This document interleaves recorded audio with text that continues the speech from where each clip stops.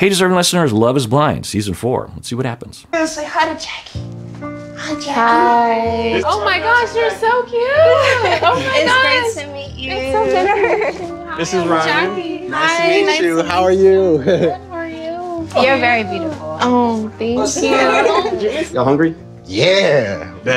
We got some pizza. Which ones do you? They have Pagliacci pizza.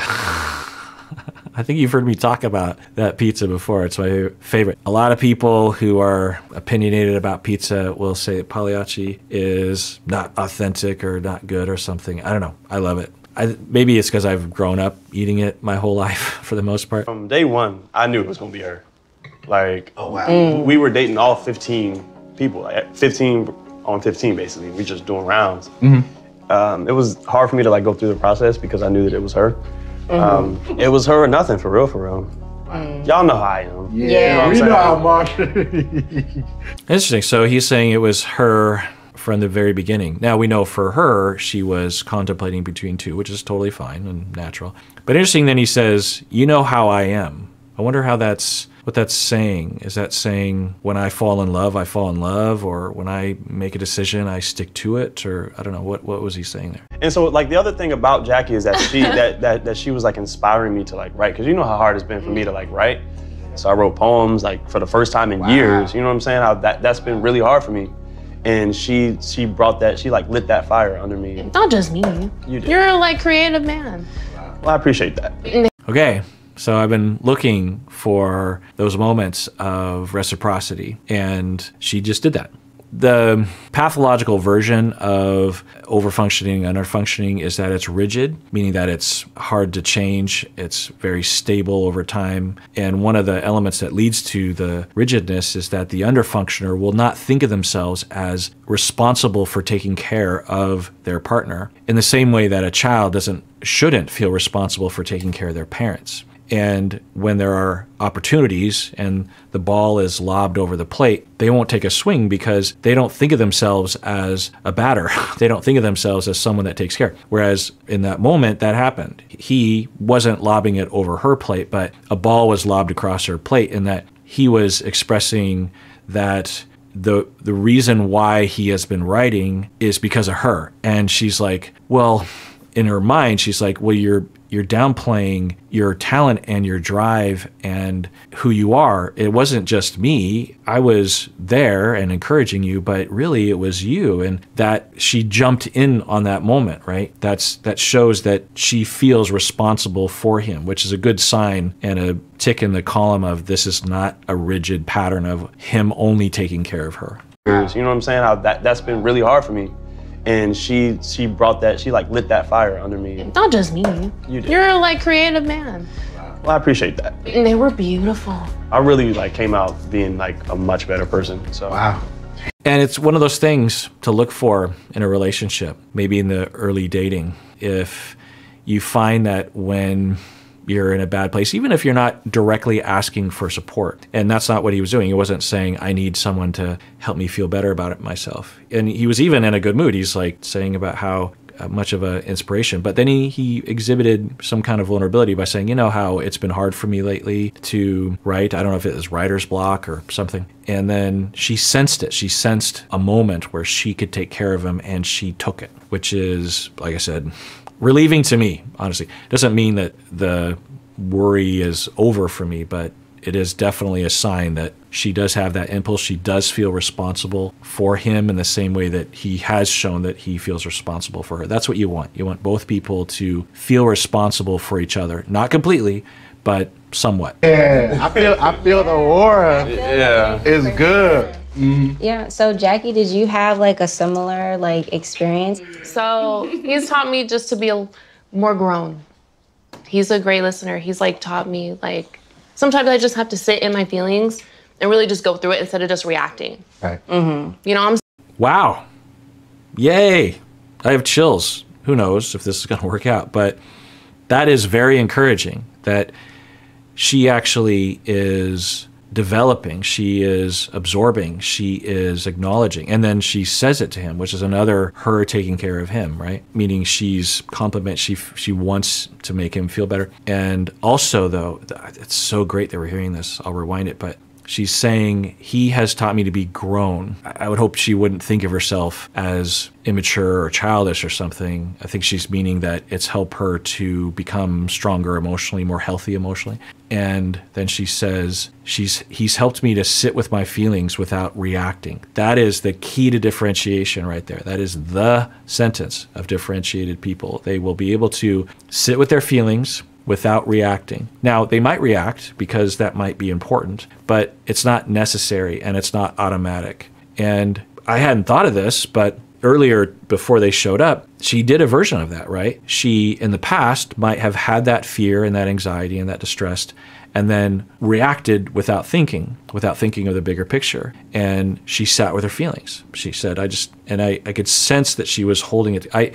What I thought she was doing was, she didn't want to start crying because then it would mess up her makeup or whatever. I don't know. I have no evidence of that, but I wondered if she's like, I just need to shut this down or else I'm going to lose my crap. And once the tears start flowing, then they never stop and it'll all ruin everything.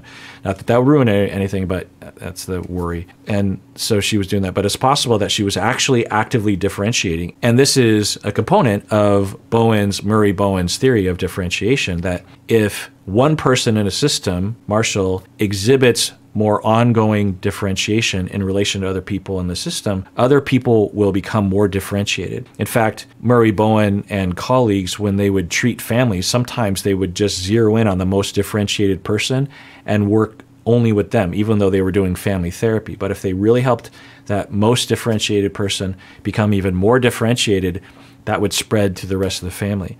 And that's one way that we depend on each other as human beings. We are not just individuals. If other people, and vice versa, if someone is less differentiated, they'll drag us down, and there's nothing that we can do about it.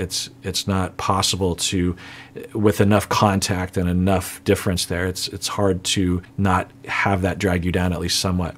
So he has given her a place. Now, I'm guessing he never told her, you need to sit with, he never lectured her, he never told her what to do.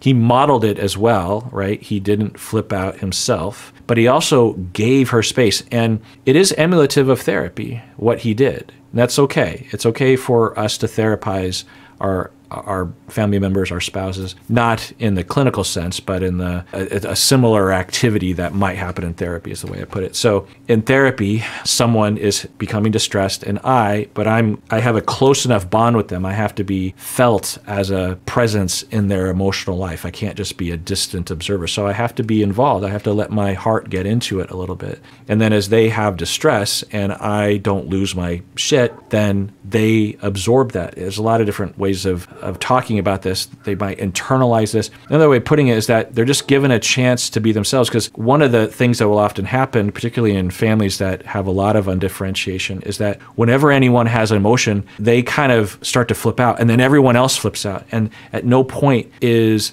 it possible for anyone to just sit there and be with their feelings without it causing all these problems. And for him, even when she was being mildly hurtful to him, when she was upset earlier in the day, he held it together. He remained differentiated. I'm sure there was a part of him that's like, ouch, that hurts my feelings. She just told me to get out of the room, but I know what she's going through, so I need to not take that personally. I know she doesn't mean it, or even if she does, it's not on me. I think that's more on her. So I'll give her space, and I'll trust the situation. Maybe we'll talk later, that kind of thing. That's differentiation. Doesn't mean you let it go. It just means you don't overreact. And it also means that you think of the bigger picture. I'm guessing in the moment he's thinking, it doesn't do any good to talk about it right now. It doesn't do any good for me to take it personally. It might not even be rational for me to take it personally. So I think overall it's better if I just chill and maybe think about what she said. She didn't overtly attack me. And anyway, so through his ability to do that with her, that gives her a chance to have a minor flip out, a minor emotional episode,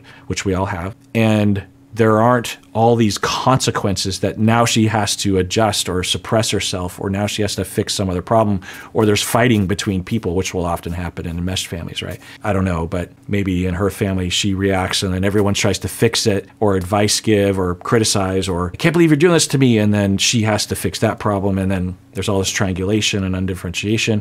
And at the end of the day, there's like 15 new conflicts from just one emotional episode, and at no point were you able to just be with your feelings and be okay with it and not have to worry about it ruining your life, because he is a stable force and he just is like, whatever you want. Okay. I'm not going to take it personally. And through that, she has developed rather quickly because they've only known each other for, I think, just a few weeks.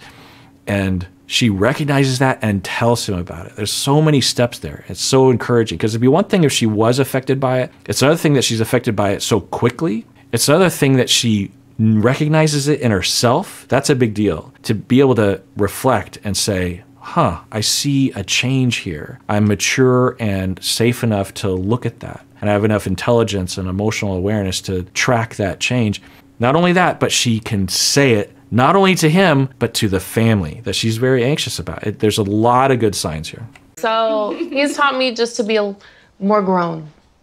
He's a great listener. He's like taught me, like, sometimes I just have to sit in my feelings and really just go through it instead of just reacting. Right. I'm still learning, so I'm gonna obviously have like some slip-up days, but he's there to just be like, calm down, like, we're good, I'm here, I'm solid. Yeah, I don't know though if he's ever said calm down. I think she might receive it that way. I don't remember him saying it on camera. Maybe he has said it on camera. But it's interesting that she said that. There's a possibility that he's never acted, because that is controlling, that is critical. And a lot of the things he said on camera are complete opposite of that. He doesn't say freak out more, but he doesn't say you need to get rid of those feelings like a lot of other people do on these shows, and a lot of people in life do. I would say that 99% of people, 99% of the time, that's what they do, is don't have that feeling. Even to the point where, say, your loved one died and you're at the funeral and you're crying, and people will be like, you got to be strong. Don't cry about it. Your father wouldn't want you to be crying right now. Shit like that. It's like, crying is evolutionarily natural. It's normal. It's healthy. It's unhealthy not to.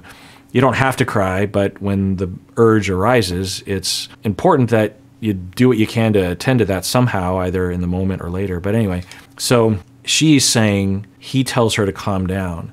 And I hope that she, if that isn't true, that she just sort of recognizes that, well, he doesn't really tell me to calm down. He just models for me that it's okay to be calm. And he calms me down and gives me the opportunity to calm myself down. But no, he never really just tells me to calm down, because he said the opposite. He's just like, hey, whatever you have to do, and have your feelings. Remember that one time the next morning after the first incident of her crying on the honeymoon, she's like, that'll never happen again. And he's like, okay, but if it does, that's okay too. So he's not discouraging of emotion, at least on camera. Give me that space.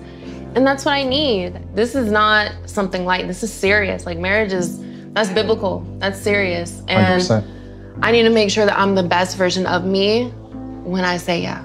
Even through the wall, it was just like so captivating, Captivating. Yeah. That's a good one. Yeah. Yeah, I wonder if she is looking for more indication of dependence from him. The nature of the relationship, it could be that it could leave her a little insecure about, I know I need him, but I don't know if he needs me. So maybe she's looking for more of that. She clearly sees that he cares and that he puts effort, and which is great, and that can be very attractive and very soothing. But it's another thing when someone is compelled. They're in love. They can't help it. It can be reassuring if it's there to hear that. So I think she picked up on that. She's like, ooh, captivating. Is that what's going on with you?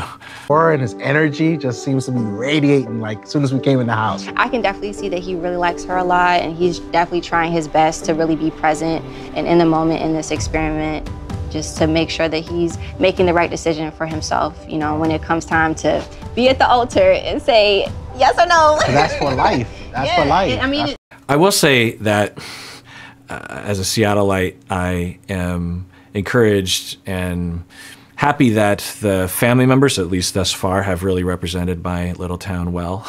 Because I've been up and down. In the beginning, I thought, oh my God, everyone's so healthy. No one has any problems. I'm glad for that because they represent my town well. And then things got so bad, I thought, oh God, like they're making my town look like not so great. And then now the pendulum is swinging the other direction. And I'm like, oh, yay. I don't know why I care, but I do. Yeah. And anybody that he's going to propose to, I know they have to be, amazing, Yep. Themselves. So Yep. I was just really, Yep. excited to see you, to meet you, to get to know you. So is love truly blind? Yeah, I would say yeah. Christopher. Huh. Wow. I'll tell you, if this couple works out, I think it'll be a big deal if they get married and if they actually last. I think it would be a big deal to me. It's one thing when you see the Alexa and Brennans and the Cams and the Laurens. I'm really happy for them, of course, and was reveling in their joy and their happiness that they found each other. But I feel like, for her in particular, I feel like she's coming out of a lot of difficulty of some sort, at the very least, the sort she's talked about, right? And she's shown that she can grow, that she can acknowledge and take care of him too. And I don't know, I could see this being a really special, beautiful relationship, that could have some ups and downs, of course, and it would, they all do, but I don't know.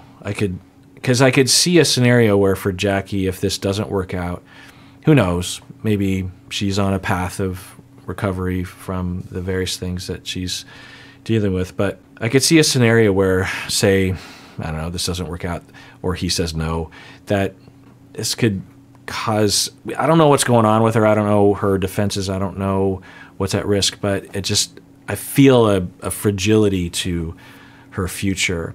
Now, say he does say no and she's really hurt by that, but she's learned a few things and her mind is expanded by being in this experience, and she's able to continue with the growth that she's been talking about. I would hope for that, but I don't know, it wouldn't be unusual if this doesn't work out that she were to go back and stay back. Do you know what I mean? I don't know. But yeah, I could see this really working. If it does, yeah, I think so I guess I'm really pulling for this couple right now. Okay, well, that does it for that episode. Everyone, please take care of yourself because you deserve it. You really, really do.